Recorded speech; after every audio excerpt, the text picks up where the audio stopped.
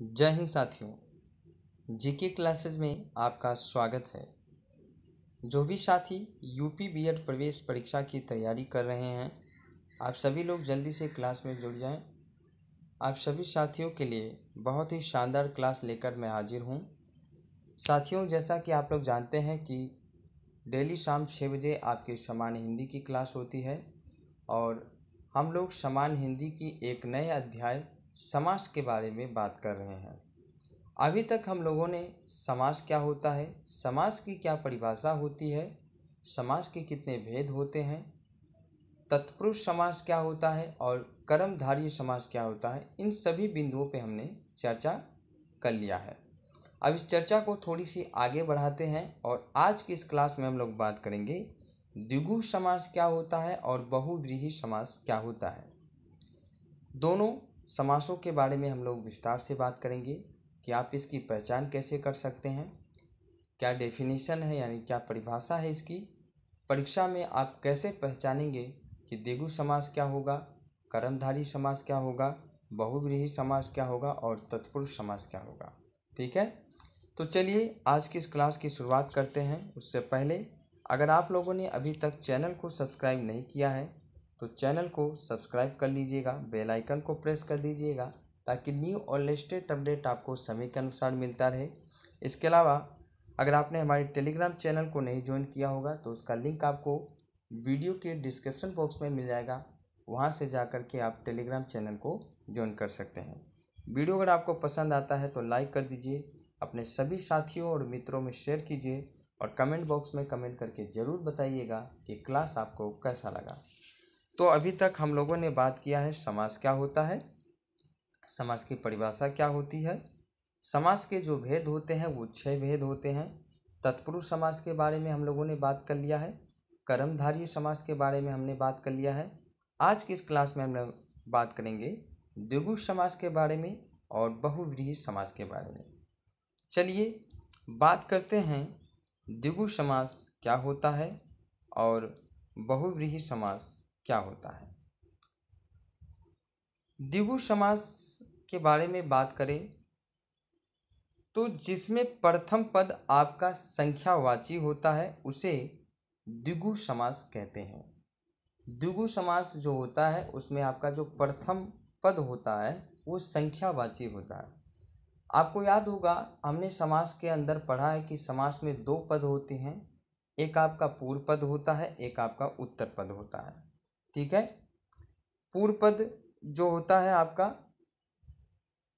यानी जो पहले होगा, है ना, पहले वाले पद को हम लोग पूर्व पद कहते हैं और उत्तर वाले पद को यानी जो बाद वाला पद होता है उसे हम लोग उत्तर पद कहते हैं। द्विगु समास में क्या होता है कि 2 पद होते हैं, समास में 2 पद होते हैं, उसी प्रकार से द्विगु समास में भी आपके 2 पद होंगे, पूर्व पद और उत्तर पद। द्विगु समास के अंदर होता क्या है कि जो आपका पूर्व पद होता है यानी जो पहले वाला पद होता है वो आपका अप्रधान होता है। यानी द्विगु समास में जो प्रथम पद होता है वो आपका क्या होता है, अप्रधान होता है। दूसरा जो पद होता है यानी जो उत्तर पद होता है वो आपका प्रधान होता है। जो पहला पद होता है द्विगु समास में यानी जो पूर्व पद होता है वो विशेषण होता है अर्थात संख्यावाची होता है, जो कि विशेषता बताता है। क्या होता है, संख्यावाची होता है। द्विगु समास की सबसे बड़ी पहचान यही है कि पहला पद आपका संख्यावाची होगा और द्विगु समास का जो उत्तर पद होता है वो आपका विशेष्य होता है यानी वो विशेषण की विशेषता बताता है और जो पूर्व पद होता है वो संज्ञा या सर्वनाम की विशेषता बताता है यानी वो आपका विशेषण होता है अर्थात संख्यावाची होता है। तो द्विगु समास की पहचान क्या हो गई कि इसमें जो प्रथम पद होगा वो आपका संख्यावाची होगा और जो उत्तर पद होगा यानी जो दूसरा पद होगा वो प्रधान होगा और वो विशेष्य होगा। ठीक है, चलिए अब कुछ उदाहरण लेते हैं और उस उदाहरण के माध्यम से द्विगु समास को समझते हैं। जैसे शताब्दी, अभी हमने बात किया कि द्विगु समास में जो प्रथम पद होता है वो आपका संख्यावाची होता है। अब यहाँ पे देखिए शताब्दी ये आपका समस्त पद है, ये एक समासिक पद है और समासिक पद जब अलग होता है तब वहाँ पे जब उसका समास विग्रह होता है तब उसका आपको पूरा अर्थ मिलता है। शताब्दी यानी 100 वर्षों का समूह। तो शताब्दी जो है इसमें जो आपका प्रथम पद है वो आपका क्या है, संख्यावाची है। द्विगु समास हमेशा आपका संख्यावाची आएगा, यानी नंबर्स आपको मिलेंगे, उसमें आपको संख्याएं प्राप्त होगी कुछ ना कुछ, तो आप समझ जाइएगा कि वो आपका द्विगु समास है। जैसे चौमासा, चौमासा यानी 4 मासों का समूह चौमासा हो गया। इसी प्रकार से नवरात्रि यानी 9 रात्रियों का समूह नवरात्रि हो गया। इसी प्रकार से पंचमणि यानी 5 मणियों का समूह तो पंचमणि हो गया। इसी प्रकार से त्रिकोण 3 कोणों का समूह यानी त्रिकोण। इसी प्रकार से पंचवटी 5 वटों का समूह, है ना।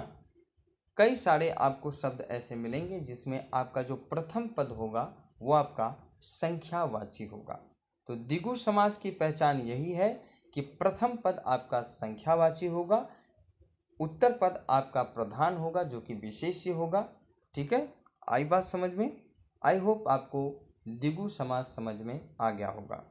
ठीक, अब आपको कोई दिक्कत नहीं होगी, आप परीक्षा में आराम से द्विगु समास से संबंधित जो भी प्रश्न आपसे पूछे जाएंगे आप उनको हल कर लेंगे। ठीक है, चलिए अब हम लोग बात करते हैं बहुव्रीहि समास के बारे में।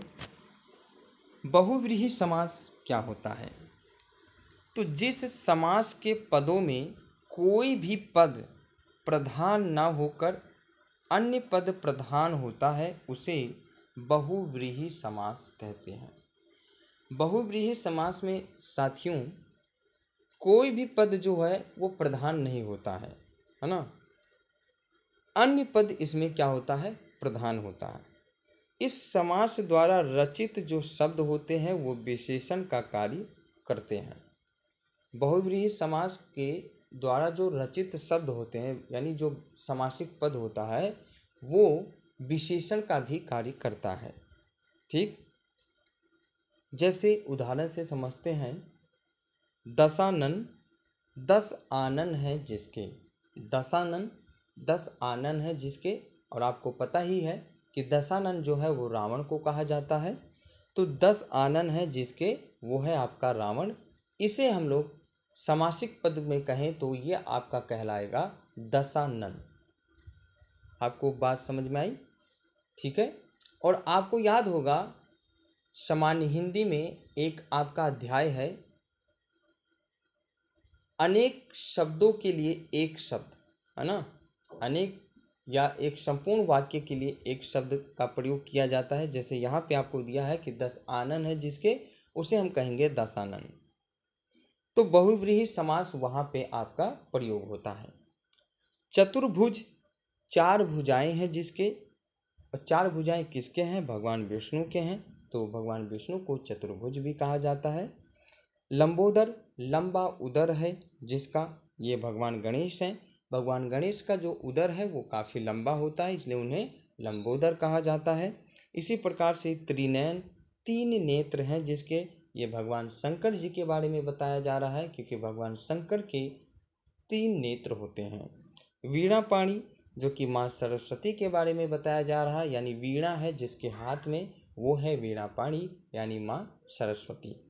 पंकज पंक में जन्म लेने वाला कमल जिसे हम पंकज कहते हैं।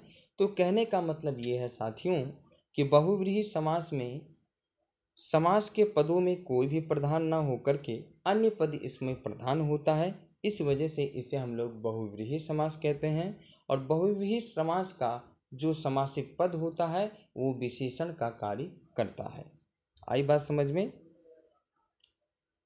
समझ में आ गया आपको? द्वंद्व समास के बारे में हम लोग नेक्स्ट क्लास में बात करेंगे। इस क्लास में हम लोगों ने बहुव्रीहि समास और द्विगु समास के बारे में बात किया। आई होप आपको समझ में आया होगा द्विगु समास क्या होता है और बहुव्रीहि समास क्या होता है। तो इस क्लास को यहीं समाप्त करते हैं, मिलते हैं फिर अगली क्लास में। और अगली क्लास में आपका जो समास है ये अध्याय आपका समाप्त हो जाएगा। अब आपके केवल 2 समास बाकी हैं जिनके बारे में हमें बात करना है, और वो आपके हैं द्वंद्व समास और एक आपका है अवयवी भाव समास। इन दोनों समास के बारे में हम लोग नेक्स्ट क्लास में बात करेंगे। तो साथियों, आज की ये क्लास आपको कैसा लगा कमेंट बॉक्स में कमेंट करके ज़रूर बताइएगा। अगर क्लास आपको पसंद आया है तो क्लास को लाइक कर दीजिएगा, शेयर कर दीजिएगा अपने सभी साथियों में, और कमेंट बॉक्स में कमेंट करके ज़रूर बताइएगा। मिलते हैं फिर अगले क्लास में। तब तक के लिए आप सभी साथियों का बहुत बहुत धन्यवाद। Thank you. Thanks for watching. जय हिंद, जय भारत।